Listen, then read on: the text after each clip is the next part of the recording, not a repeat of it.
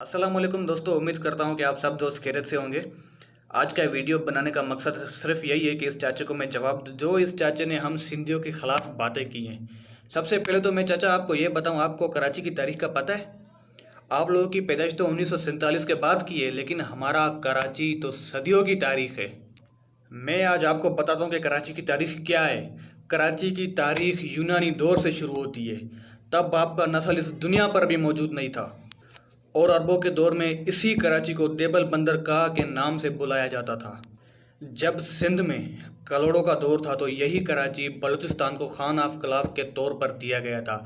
लेकिन जब कलोड़ों के दौर के बाद टालपुरों का दौर आया तो यही कराची सिंध में एक तरक्की याफ्ता शहर की हैसियत रखता था, इसीलिए कराची को सिंध में डाला गया। थोड़ा गौर करें अंकल, 1775 में भी यही कराची एक तारीखी शहर की हैसियत रखता था पूरे सूबे सिंध में। 18वीं सदी में कराची एक तरक्की याफ्ता मुल्क था और पूरी दुनिया की नज़रें इस कराची शहर पर थीं। आपको किसने बताया कि कराची आप लोगों ने बनाया है? और आप किस तरह कह सकते थे कराची आपके बाप का है? कराची हम सिंधियों का है और इसके अलावा किसी का नहीं है। हकीकत तो ये है, जब आप कराची में दाखिल हुए तो आपके पास ना इल्म था, आपके पास तो पहनने के लिए कपड़े तक नहीं थे जो हम सिंधियों ने आप लोगों को दिया। और बेनस्ली कौम तो अपनी औकात दिखाती है, जिस तरह आज आपने अपनी औकात दिखा दी। आप किस तरह हमारी सकाफत के ख़िलाफ़ बात कर सकते हैं? आपको पता भी है अजरक अजरक क्या चीज़ है? हम सिंधी हम इस अजरक पर फ़ख्र करते हैं, अपनी सकाफत पर फ़ख्र करते हैं। यही अजरक हमारे नबी पाक हज़रत मोहम्मद मुस्तफ़ा सल्लल्लाहु अलैहि वसल्लम भी ओढ़ते थे। जो पाक चादरें वो ओढ़ते थे उनमें एक अजरक भी थी, ये आप अपने जहन में बिठा लें।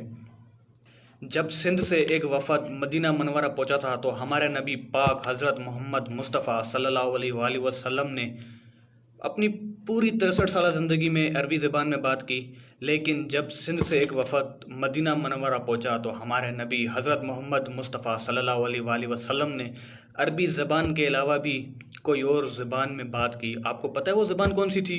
वो ज़बान सिंधी थी। और हमारे नबी हज़रत मोहम्मद मुस्तफ़ा सल्लल्लाहु अलैहि वसल्लम ने फरमाया, अद्दा ओरे आओ। और जिस तरह आप अजरक की बेहुरमती कर रहे हैं, यही अजरक हम कफन पर अपने जो कफन होते हैं, हम कफन के ऊपर ये अजरक डालते हैं। हम दूल्हे को ये अजरक पहनाते, हम मान सम्मान के लिए ये अजरक पहनाते। और जिस तरह आप टोपी की बात कर रहे हो, इस टोपी का मतलब आपको पता है? आप पूरी दुनिया घूमो, सिंधियों के टोपी के अलावा कोई और टोपी आपको ऐसी नहीं मिलेगी जिस पे मस्जिद का गुंबद बना हो। और आप इंडिया से आके कहते कि कराची हमारा है। शर्म आनी चाहिए आपको जो आप कह रहे हो कि कराची हमारा है। अपनी ज़बान को लगाम दें, ठीक है? वरना एक और वीडियो में वायरल करूंगा, एक और वीडियो में अपलोड करूंगा और उसमें फिर मैं आपको ठीक ठाक सुनाऊंगा कि आपने किस तरह हम सिंधियों को यहाँ जलील किया है। ये मैं कभी बर्दाश्त नहीं करूंगा और ना ही हमारे सिंधी को हम कभी ये बर्दाश्त करेंगे। आप सुन ले कान खोल कर।